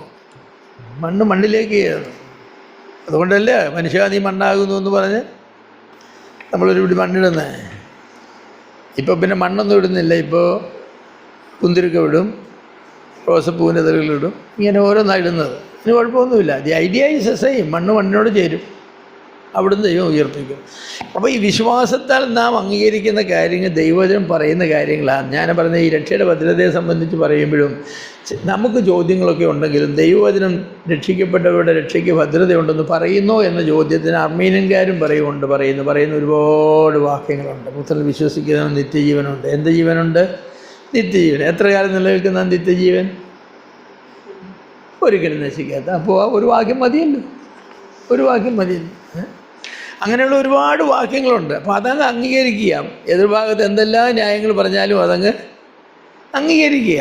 അതിനാ വിശ്വാസത്താൽ നാം അംഗീകരിക്കുക. അതുകൊണ്ട് നമ്മുടെ ബുദ്ധിക്ക് നമ്മൾ അവധി കൊടുക്കേണ്ട ആവശ്യമൊന്നുമില്ല. ബുദ്ധിയെടുത്ത് വേറെ എവിടെയെങ്കിലും വെക്കേണ്ട. നമ്മുടെ ചിന്താശക്തി, ദൈവം നമുക്ക് തന്ന ശക്തി, അതൊക്കെ ഉപയോഗിക്കുന്നതിന് കുഴപ്പമില്ല. സത്യങ്ങളെപ്പോഴും അറിയുന്നത് ബുദ്ധി കൊണ്ട് ചിന്തിച്ച് വൈകാരികമായി ഇഷ്ടപ്പെട്ട് ഇച്ഛ കൊണ്ട് തീരുമാനമെടുത്ത് ഒക്കെയാണ് നാം സത്യത്തെ അംഗീകരിക്കുന്നത്. അതൊക്കെ ശരിയാണ്. പക്ഷേ പല കാര്യങ്ങളും നമ്മുടെ ബുദ്ധി കൊണ്ട് നമുക്ക് സ്വീകരിക്കാനായിട്ട് പ്രയാസം വരും. പക്ഷേ അപ്പോഴും നാം എന്ത് ചെയ്തു? നാം അത് അംഗീകരിക്കുന്നു. കാരണം ആര് പറഞ്ഞു? പത്രോസ് പറഞ്ഞതാണ് അതിൻ്റെ ശരി. രാത്രി മുഴുവൻ ഞങ്ങൾ മീൻ പിടിച്ചതാണ്. ഈ വലത്തുവശത്തും ഇടത്തുവശത്തും മുഴുവൻ കണ്ടത് പിടിച്ചതാണ്. നീ പറഞ്ഞത് യാതൊരു സെൻസും ഇല്ല, പക്ഷെ നിൻ്റെ വാക്കിന് വലയിറക്കാമെന്ന് പറഞ്ഞു. നിൻ്റെ വാക്കിന് വലയിറക്കാം. ഞങ്ങൾക്ക് ബോധ്യപ്പെട്ടതുകൊണ്ടല്ല, ഞങ്ങളുടെ അനുഭവം ഞങ്ങളോട് പറയുന്നതുകൊണ്ടല്ല, ഞങ്ങളുടെ യുക്തി ഇതിനെതിരെയാണ്. ഒരു രാത്രി മുഴുവൻ ഇടതും വലതും വല എറിഞ്ഞുകൊണ്ടിരുന്ന ഇതിൻ്റെ വലിച്ചെറിഞ്ഞപ്പം പറഞ്ഞു അവിടേക്ക് വീശാൻ പറഞ്ഞു. ഈ വല എടുത്തു കഴിഞ്ഞ ഉടനെ അവിടേക്ക് വീശാൻ ഈ മീനെല്ലാം കൂടി ഇവിടെ വരുന്ന 153 വരുത്ത മീൻ എവിടെ നിൽക്കുന്നത്? ഷൂ നീ വരികയാണ്. അതൊന്നുമല്ല, നിൻ്റെ വാക്കിന് വല. കരം കൊടുക്കാൻ പറഞ്ഞപ്പോഴും പറഞ്ഞു നീ ചൂണ്ടയിട്ട് മീൻ പിടിക്കാൻ പറഞ്ഞു. ആദ്യം കിട്ടുന്ന മീൻ്റെ വാവ് തുറന്നു നോക്കാൻ പറഞ്ഞു. തുറന്നു നോക്കുമ്പോൾ ഒരു ചതുർദ്രഹ്മ അതിലേക്കും 2 പേർക്ക് ദ്വിദ്രഹ്മയാണ് കൊടുക്കേണ്ടത്. ഇപ്പോൾ ചതുർദ്രഹ്മ 4 ഉണ്ടല്ലോ. ഓരോ തൂക്കാണ്. നമ്മൾ 10 രൂപ കോയിനെന്ന് പറഞ്ഞ പോലെ 4 രൂപ കോയിനാണ്. എടുത്ത് കൊടുക്കാൻ പറഞ്ഞു. അപ്പോൾ നോക്കണം, ഒരു മനുഷ്യൻ്റെ കയ്യിൽ നിന്നും ഈ നാണയം വെള്ളത്തിൽ പോയിരിക്കണം. ഒരു മത്സ്യം വന്നത് വിഴുങ്ങിയിരിക്കണം. പത്രോസ് അവിടുന്ന് നടന്ന് അവിടെ ചെല്ലുന്ന സമയത്ത് ഈ മീന് അവിടെ വന്നിരിക്കണം. അവൻ ചൂണ്ടയിടുമ്പം ഈ മത്സ്യം ഈ തന്നെ കൊത്തിയിരിക്കണം. എന്നിട്ടത് തുറക്കുമ്പോൾ അതിനകത്ത് ഇതൊക്കെ കാണണമല്ലേ? ഇതെല്ലാം നടക്കണ്ടേ? നടക്കാൻ എങ്ങനെ? യുക്തി കൊണ്ട് പറയുന്നതൊക്കെ എങ്ങനെയാണ്? അത് നടക്കും. കർത്താവ് പറഞ്ഞ് നമ്മളങ്ങ് ചെയ്താൽ മതി. ഞങ്ങളങ്ങ് ചെയ്താൽ മതി. അപ്പോൾ ഞാൻ ഈ രക്ഷയുടെ പദ്ധതിയെക്കുറിച്ച് പറയുമ്പോൾ അതിനൊരു ഇൻട്രൊഡക്ഷൻ പറഞ്ഞതാണ്. നമ്മുടെ ബുദ്ധിക്ക് നമുക്ക് മനസ്സിലാക്കാൻ വയ്യാത്തതായിരിക്കുന്ന ഒരുപാട് കാര്യങ്ങൾ ഉണ്ട്. അപ്പോൾ പുനർജനന അനന്തരം ചെയ്യുന്ന സൽപ്രവൃത്തികൾ സ്വാഭാവികമായും കൃപയുടെ പ്രവർത്തന ഫലമാകിയാൽ തികവുറ്റതും അക്കാരണത്താൽ സർവ്വതാ പാരിതോഷികാർഹവുമാണ്. ഇപ്രകാരം ആർജിക്കുന്ന സുഹൃതത്തിന് വലിയ മൂല്യമാണുള്ളത്. അപ്പോൾ ദൈവനീതിയുടെ അടിസ്ഥാനത്തിലാണ് കൊടുക്കപ്പെടുന്നത്, വാഗ്ദത്തത്തിൻ്റെയോ ഉടമ്പടിയുടെയോ അടിസ്ഥാനത്തിലല്ല. ലാറ്റിനിൽ പറയും മെറിറ്റം ഡേ കൊണ്ടിഗ്നോ, കണ്ടൈൻ മെറിറ്റ് എന്ന് പറയും. എന്നാൽ പ്രവർത്തിക്കുന്നവന് കൂലി കണക്കിടുന്നത് കൃപയായിട്ടല്ല, കടമായിട്ടത്രേ. അപ്പോൾ എന്ന് പറയുന്നത് ദൈവം ദാനമായി നൽകുന്നത് നമ്മുടെ മെറിറ്റിനെ നോക്കിയേ അല്ല. ഒരു മെറിറ്റും നോക്കിയല്ല, കൂലി കൊടുക്കുന്ന മെറിറ്റ് നോക്കിയാൽ. അന്നത്തെ കാലത്തൊക്കെ ഒരാൾക്ക് അവർ ചെയ്യുന്ന ജോലിയുടെ അടിസ്ഥാനത്തിലാണ് കൂലിയെങ്കിൽ വൈകിട്ട് ജോലിക്കാരെ വിളിച്ചിട്ട് കൂലി കൊടുക്കും. അവൻ ചെയ്ത കൂലിയുടെ അടിസ്ഥാനത്തിലാണ്. നീ ഇന്ന് ജോലിയൊന്നും ചെയ്തില്ല, അതുകൊണ്ട് നിനക്ക് പകുതിയെ ശമ്പളം തരാൻ നോക്കുമെന്ന് വേണമെങ്കിൽ അവനോട് പറയാം. പക്ഷേ അത് കടമാണ്. അവൻ എന്ന് പറയാം, ഓരോ മണിക്കൂർ ജോലി ചെയ്യുമ്പോഴും ആ 1 മണിക്കൂറിൻ്റെ കൂലി കടമായിട്ട് ആരുടെ ഇരിക്കുക? ഉടമസ്ഥൻ്റെ ഇരിക്കുക. ഓരോ മണിക്കൂറും. കാരണം 1 മണിക്കൂർ ജോലി ചെയ്യുമ്പോൾ അവനെ 100 രൂപ കൊടുക്കേണ്ടതെങ്കിൽ ആ 100 രൂപ അവൻ്റെ 100 രൂപ ഉടമസ്ഥൻ്റെ കയ്യിലുണ്ട്. അങ്ങനെ 8 മണിക്കൂർ ജോലി ചെയ്ത് കഴിയുമ്പോൾ 1000 രൂപ കൊടുക്കണം. അത് ഉടമസ്ഥൻ്റെ കയ്യിലുണ്ട്. അത് കടമ, അത് ഔദാര്യമൊന്നുമല്ല. അതിനാ യൂണിയൻകാർ പറയുന്നത് വെയ്യട കാശെന്ന് പറയുന്നത്. അങ്ങനെയാണല്ലോ അവർ പറയുന്നത്. വെയ്യട കാശെന്നാണ് പറയുന്നത്. അതിൻ്റെ ഔദാര്യമൊന്നും വേണ്ട, വെയ്യേ എന്ന് പറയാം. അതെ. അപ്പോൾ രക്ഷയെന്ന് പറയുന്നത് അങ്ങനെ കിട്ടുന്ന ഒന്നല്ല. രക്ഷയെന്ന് പറയുന്നത് വെയ്യടാ ദൈവമേ എന്ന് പറഞ്ഞ് കിട്ടുന്ന ഒന്നുമല്ല. അർഹതയില്ലാത്തവർക്കും പ്രവർത്തിക്കാത്തവർക്കും. അതാണ് പ്രവർത്തിക്കാത്തവരെങ്കിലും നീതീകരിക്കുന്നവൻ വിശ്വസിക്കുന്നവൻ അവൻ്റെ വിശ്വാസം നീതിയായി കിടക്കണം. ഒരു പ്രവൃത്തിയും ചെയ്തിട്ടില്ല. ദൈവം അങ്ങനെ നൽകുന്ന ഒന്നാണ് അത്. രക്ഷയുടെ ഭദ്രത വിശ്വാസത്തിലല്ല ഇരിക്കുന്നത്, ദൈവത്തിലായിരിക്കുന്നത്. പിന്നെ വിശ്വാസമില്ലെങ്കിലും കിട്ടും. രക്ഷയുടെ ഭദ്രത ഇല്ലെന്ന് പറയുന്ന ആളുകൾ മരിക്കുമ്പോൾ സ്വർഗത്തിൽ ചെല്ലും. അവർ രക്ഷയുടെ ഭദ്രത ഇല്ലെന്ന് പ്രസംഗിച്ച് നടന്ന ആളുകളാണ്, ജോൺ വെസ്ലിയെ പോലെയുള്ള ആളുകൾ. പക്ഷേ അവരും മരിച്ച് സ്വർഗത്തിൽ ചെല്ലും, സ്വർഗത്തിൽ പോകും. വിശ്വാസമെന്ന് പറയുന്നത് രക്ഷയുടെ ഭദ്രതയിലുള്ള വിശ്വാസമാണോ, കർത്താവായ യേശു ക്രിസ്തുവിലുള്ള വിശ്വാസമാണോ? അതാണ്.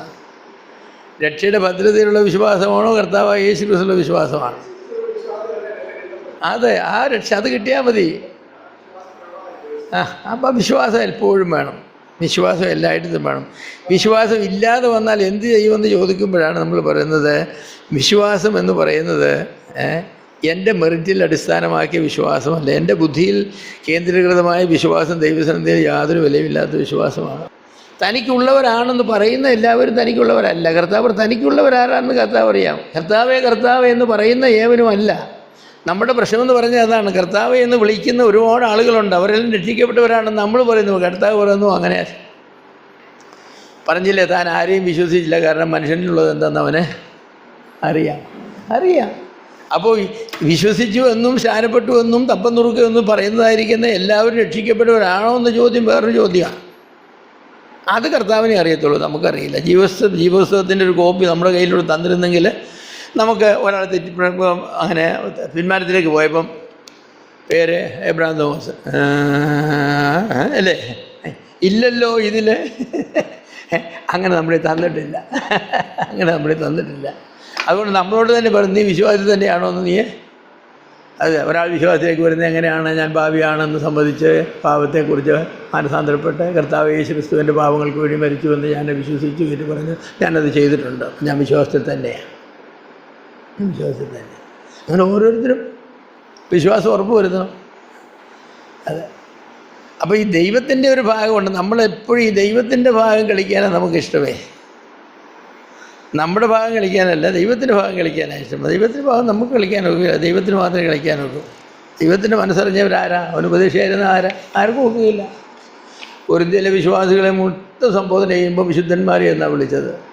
പക്ഷേ എന്നിട്ട് അവരിൽ ഓരോരുത്തരോടും എന്തോ പറഞ്ഞത്? നിങ്ങൾ വിശ്വാസത്തിൽ തന്നെയോ എന്ന് നിങ്ങൾ കൊള്ളരുതാത്തവർ അല്ല എങ്കിൽ നിങ്ങൾ പരിശോധിച്ച് നോക്കണം. പൗലോസ് സമൂഹത്തെ മൊത്തം അഭിസംബോധന ചെയ്യുന്ന കൊരിന്ത്യയിലുള്ള വിശുദ്ധന്മാരും വിശ്വാസികളും എന്നാണ്. അത് മൊത്തത്തിൽ പറയുമ്പോൾ. പക്ഷെ ഓരോരുത്തരും പറയണം അത് ഞാൻ അങ്ങനെ തന്നെയാണോ എന്ന്. അവരെല്ലാം ആത്മീയരാണെന്ന് പറഞ്ഞു. പൗലോസ് നിങ്ങളോട് ആത്മീയരെന്ന പോലെ എനിക്ക് സംസാരിക്കാൻ പറ്റില്ല, നിങ്ങൾ ജഡീയരാന്ന് പറഞ്ഞു. അപ്പം എൻ്റെ അവകാശവാദം അല്ല എങ്കിലും എൻ്റെ അവകാശവാദം എനിക്ക് പ്രധാനമാണ്. ഞാൻ എന്നെ തന്നെ രക്ഷിക്കപ്പെട്ടവനല്ലെന്ന് പറഞ്ഞാൽ ഞാൻ രക്ഷിക്കപ്പെട്ടവനാകാൻ സാധ്യത വളരെ കുറവാണ്. സാധ്യത കുറവാന്നേ ഉള്ളൂ, സാധ്യത ഇല്ലെന്നല്ല ഞാൻ പറഞ്ഞത്. കാരണം എൻ്റെ വിശ്വാസത്തെക്കുറിച്ച് എനിക്ക് സംശയം ന്യായമായി വരാം. അതിന് പല കാരണങ്ങൾ കാണാം. സാത്താൻ എന്നോട് പലപ്പോഴും പറയും, നീ വിശ്വാസിയൊന്നുമല്ല, നീ രക്ഷിക്കപ്പെട്ടൊന്നുമല്ലെന്ന് പറയും. അത് സാത്താൻ എന്നോട് പറയും. പിന്നെ വേറെ ചില വിശ്വാസം പറയും, അവൻ രക്ഷിക്കപ്പെടുവെന്നല്ലെന്ന് പറയാം. പക്ഷേ ഞാൻ ബൈബിൾ വായിച്ച് നോക്കുമ്പോൾ ഞാൻ രക്ഷിക്കപ്പെടുവനാണല്ലോ. രക്ഷിക്കപ്പെടാൻ കർത്താവ് പറഞ്ഞത് വചനം പറഞ്ഞ കാര്യം ഞാൻ ചെയ്തിട്ടുണ്ടല്ലോ, പിന്നെ രക്ഷിക്കപ്പെടാതിരിക്കും എന്നാ കാരണം?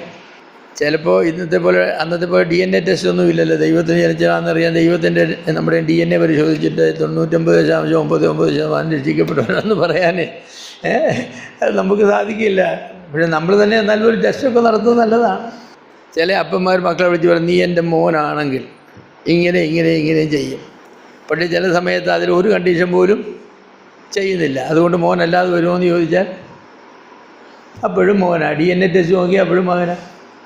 പിന്നെ അപ്പം പറഞ്ഞത് നീ എൻ്റെ മോനാണെങ്കിൽ ദൈവം അങ്ങനെ തന്നെ പറയും. നിങ്ങൾ വീണ്ടും ജനിച്ചവരാണെങ്കിൽ നിങ്ങൾ ഇന്നതും കാണുമെന്ന് പറയും. അതെ, ജനിച്ചവരാണെങ്കിൽ കാണും. പക്ഷെ ജനിച്ചവരെ എല്ലാവരിലും എല്ലാ സമയത്തും കാണണമെന്ന് നിർബന്ധമില്ലെന്നാണ് ഞാൻ പറയുന്നത്. പത്രോസ് കർത്താവിനെ തള്ളിപ്പറഞ്ഞ സമയത്ത് അവർ ചില ന്യൂനത ഉണ്ടായിരുന്നല്ലോ. തോമസ് കർത്താവിനെ തള്ളിപ്പറഞ്ഞ സമയത്ത് തോമസിന് ന്യൂനത ഉണ്ടായിരുന്നു. അതുപോലെ പിന്മാറ്റത്തിലേക്ക് പോയതായിരിക്കുന്ന അനേക മനുഷ്യരും ഒരു പിന്മാറ്റ അവസ്ഥയിലായിരിക്കുമ്പോൾ അവർക്കെല്ലാം ന്യൂനതകളുണ്ട്. അവർ സ്വന്തം വിശ്വാസത്തെ പോലും അവർ ചോദ്യം ചെയ്യുന്നുണ്ട്. പക്ഷേ പത്രോസ് മാനസാന്തരപ്പെട്ട് തിരിച്ചു വന്നു എന്നുള്ളത് കാണിക്കുന്നത് എന്താ? പത്രോസ് രക്ഷിക്കപ്പെട്ടവനായിരുന്നു എന്നാണ്. അല്ലെങ്കിൽ പത്രോസ് അന്നേരമാണ് രക്ഷിക്കപ്പെട്ടതെന്ന് പറയണം. അങ്ങനെയല്ല, പത്രോസ് രക്ഷിക്കപ്പെട്ടവനായിരുന്നു. അതുകൊണ്ട് അവരെ പറഞ്ഞ നീ മാനസാന്തരപ്പെട്ട് തിരിഞ്ഞു വന്ന ശേഷം നിൻ്റെ സഹോദരന്മാരെ ഉറപ്പിക്കാനാണ് പറഞ്ഞത്. അതെ, തോമസിനോട് പറഞ്ഞത് എന്താ? നീ അവിശ്വാസിയായത് വിശ്വാസിയായിരിക്കുക, കൈ നീട്ടി ഇടുക എന്ന് പറയും. അത് കർത്താവായ യേശു ക്രിസ്തു അവന് വേണ്ടി മരിച്ചു എന്നുള്ള ചോദ്യമൊന്നുമല്ല. കർത്താവ് ഉയർത്തു എന്ന് പറഞ്ഞപ്പോൾ ഉയർത്തു എന്ന് ഞാൻ വിശ്വസിക്കണമെങ്കിൽ എനിക്ക് ആ മുറിവ് കാണണം. ഞാൻ കണ്ടതാ കുരിശിൽ കിടക്കുന്നത്, വേണം, എനിക്ക് കാണണം. സംശയമെന്ന് പറഞ്ഞ മനുഷ്യർക്കുണ്ടല്ലോ, അവർ വിശ്വാസത്തെ ചോദ്യം ചെയ്യാമല്ലോ. ഞാൻ വിശ്വസിച്ച കാര്യങ്ങൾ ശരിയാണോ എന്ന്. ഞാൻ വിശ്വസിച്ചപ്പോൾ ശരിയാണെന്ന് എനിക്ക് ബോധ്യമായതുകൊണ്ടാണ് ഞാൻ വിശ്വസിച്ചത്. പക്ഷേ പിന്നൊരവസരത്തിൽ അത് ശരിയാണോ എനിക്ക് സംശയം വരുന്നു. ഈ എൻ്റെ സംശയം എൻ്റെ വിശ്വാസത്തെ ഇല്ലാതെയാക്കുന്നില്ല. എൻ്റെ സംശയം എൻ്റെ വിശ്വാസത്തെക്കുറിച്ച് ഗൗരവമായ ചോദ്യം എൻ്റെ മനസ്സിൽ ഉൽപ്പാദിക്കും. ആ വിശ്വസിച്ച സമയത്ത് എനിക്ക് വിശ്വാസം പോലും ലഭിക്കേണ്ടിയിരുന്ന കാര്യങ്ങൾ ലഭിച്ചു. സംശയിക്കുമ്പോൾ അതെല്ലാം ദൈവം എടുത്ത് കളയുമോ എന്നുള്ളത് ഈ പുസ്തകത്തിൽ നിന്ന് തെളിയിക്കണം. നീ നിൻ്റെ വിശ്വാസത്തെ സംശയിച്ചപ്പോൾ സംശയിക്കുന്ന കാര്യങ്ങൾ നിൻ്റെ രക്ഷ എടുത്തു കളഞ്ഞു, പരിശുദ്ധാത്മാവിനെ എടുത്തു കളഞ്ഞു, ഇങ്ങനെ സ്വർഗം എടുത്തു കളഞ്ഞു. അത് ഈ പുസ്തകത്തിൽ തെളിയിക്കണം. അങ്ങനെ തെളിയിക്കാൻ ആർക്കും കഴിയില്ലെന്നാണ് പറയുന്നത്.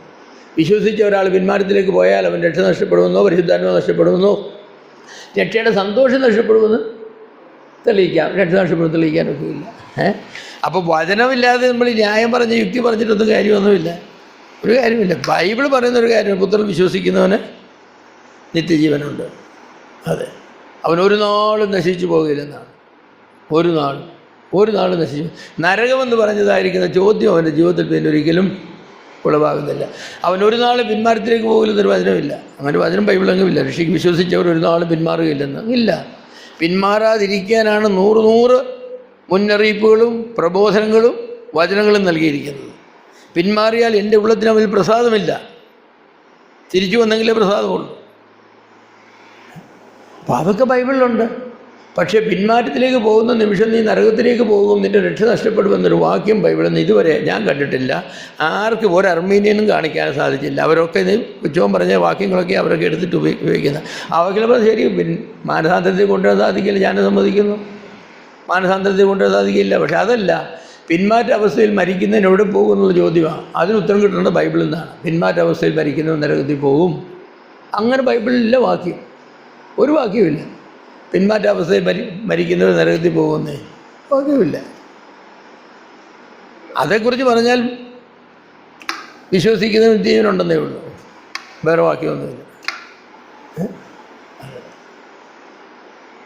ഒരിക്കൽ പ്രകാശം ലഭിച്ച ശേഷം ഇന്നതിനകത്ത് ചെയ്താൽ കർത്താവിനെ തന്നെ തള്ളിപ്പറയുകയും വീണ്ടും ദൈവത്തിനെ ക്രൂശിക്കുകയും ചെയ്യാം. പക്ഷെ അങ്ങനെ ക്രൂശിക്കുന്നവർ നരകത്തിലേക്ക് പോകുമെന്നുള്ളത് നമ്മുടെ വിഷയം. പോകുമെന്നുള്ളതിന് വാക്യം ഏതാണെന്നാ ചോദ്യം. ആ ഒരു വാക്യം, അങ്ങനെ ഒരു ഐഡിയ ബൈബിളിലില്ല. വിശ്വസിച്ചവർ പിന്മാറ്റത്തിലേക്ക് പോയാൽ അവർ നരകത്തിൽ പോകും എന്ന് കാണിക്കാൻ ഒരൊറ്റ വാക്യം പോലും ഇല്ല. അവരെ മാനസാന്തരത്തേക്ക് പുതുക്കാൻ കഴിയില്ലെന്നും പെയ്ത മഴ കുടിച്ച ശേഷം ഫലം വിളയിക്കുന്നില്ലെങ്കിൽ വെട്ടിക്കളഞ്ഞ് തീരിടാനേ കൊള്ളുമെന്നും ഒക്കെ വാക്യങ്ങളുണ്ട്. അങ്ങനെയൊക്കെയുള്ള വാക്യങ്ങളുണ്ട്. പക്ഷേ നരകത്തിൽ പോകുന്നുള്ളൊരു വാക്യമില്ല. രക്ഷയെക്കുറിച്ച് പറയുന്നിടത്തെല്ലാം നിത്യജീവൻ എന്നാണ്. നിത്യജീവൻ അവരൊരിക്കലും നശിച്ചു പോവുകയില്ല, അവർക്ക് ന്യായവിധിയില്ലെന്നാണ്. എന്നാൽ മറ്റേതിനും വാക്യം അതുപോലെ പറയേണ്ടതില്ല. ഈ രക്ഷയെന്ന് പറയുന്നത് നിങ്ങൾ പിന്മാറ്റത്തിൽ പോകുന്നത് വരെയേ ഉള്ളൂ. ഒന്നാമത്തെ പാപം ചെയ്യുമ്പോൾ നിങ്ങൾക്ക് നഷ്ടമാകുന്നു. അങ്ങനെ വാക്യമില്ല. അങ്ങനെ വാക്യം ഉണ്ടായിരുന്നെങ്കിൽ ഈ പറയുന്ന കാര്യങ്ങളൊക്കെ ശരിയാകുമായിരുന്നു.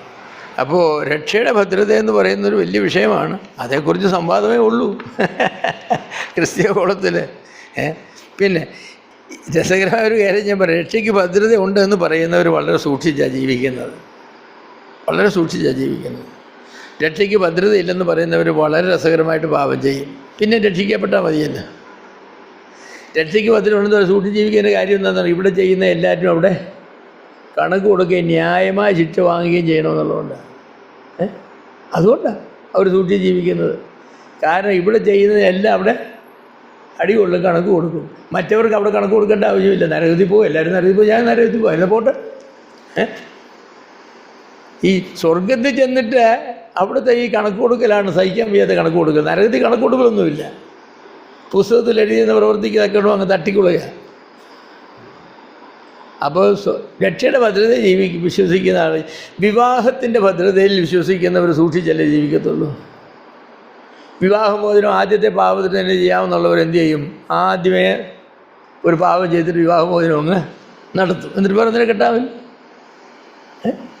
വിവാഹമോചനം ഒരു വിധത്തിലും അനുവദിക്കില്ലെന്നുള്ളവർ വളരെ സൂക്ഷിക്കും. കാരണം എന്താ? ജീവിതകാലം മുഴുവൻ ഈ ആളുടെ കൂടെ ജീവിച്ചേ വെക്കുമല്ലേ. ഇപ്പം പാരമ്പര്യാദിക്ക് ജീവിച്ചില്ലെങ്കിലും സന്തോഷമുണ്ടോ, സമാധാനമുണ്ടോ? ഒരു സമാധാനവും ഇല്ല. രക്ഷയ്ക്ക് ഭദ്രതയില്ലെന്ന് പറയുന്നവർക്ക് ഒരു ഗുണമുള്ളത് എന്താണെന്ന് ചോദിച്ചാലേ, അവർക്ക് ജീവിതത്തിൽ 10-25 പ്രാവശ്യം രക്ഷിക്കപ്പെടാം. പിന്നെയും രക്ഷിക്കപ്പെടും. അപ്പോൾ സ്വർഗത്തിൽ അടുത്ത പാപം ചെയ്യുമ്പോൾ രക്ഷ നഷ്ടപ്പെടും. അങ്ങനെ മരിക്കുന്നതിന് മുമ്പ് ദൈവവുമായുള്ള നല്ല ബന്ധത്തിലാണെങ്കിൽ മാത്രമേ സ്വർഗത്തിൽ പോകും. അർത്ഥാൽ സ്വർഗമെന്ന് പറയുന്നത് കൃപയാൽ ലഭിക്കുന്നതല്ല, നിൻ്റെ നന്മയ്ക്ക് ലഭിക്കുന്ന പ്രതിഫലമാണ്.